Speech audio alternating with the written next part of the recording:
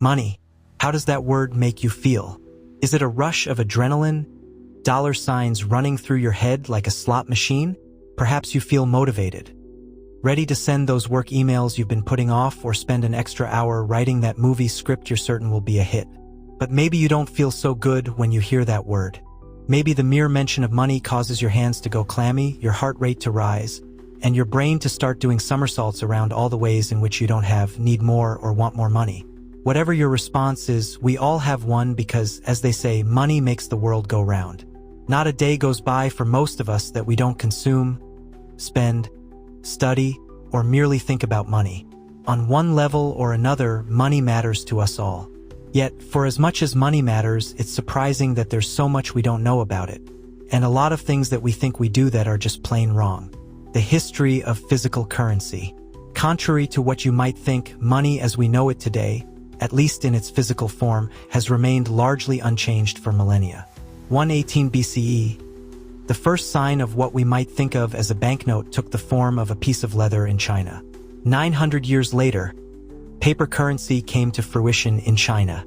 Centuries later, this type of currency eventually made its way to Europe and then the rest of the world. The gold standard. The first real global system of valuing currency was the gold standard, which began in England in the early 1800s. It tied a currency's value directly to the established value of gold. In the United States, $1 was pegged at exactly 1/50th an ounce of gold. However, the supply of gold was not as fixed as originally thought. In 1971, U.S. President Richard Nixon officially severed the convertibility between dollars and gold. Fiat currency and the digital age. Once the dollar was no longer dictated by the value of gold, we moved to fiat currency. This has no intrinsic value and is instead backed by a government. What gives today's dollar its value is the economic supply and demand in the United States, controlled by governmental financial systems. How money enters circulation. In the U.S., the Treasury and the U.S. Mint are in charge of printing money, but money printing is a dying business. Most money exists only as numbers on a computer. Central banks digitally credit incredible amounts of money to commercial banks based on the country's economic situation.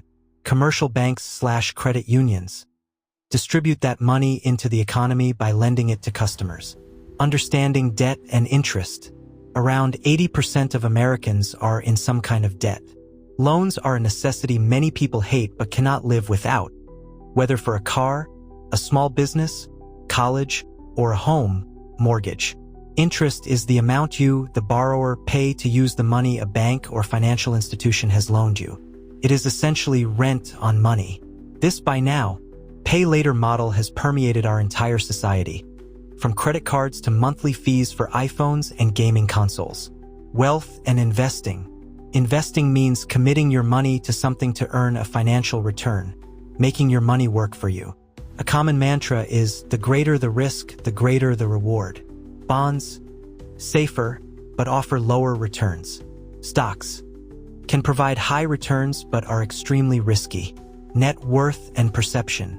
Societal obsession with worth is fueled by publications like Forbes and Bloomberg, which track the net worth of billionaires. However, these numbers are often complex guesses. For example, a celebrity's wealth is often wrapped up in their personal brand and business involvement, making the true value difficult to calculate accurately.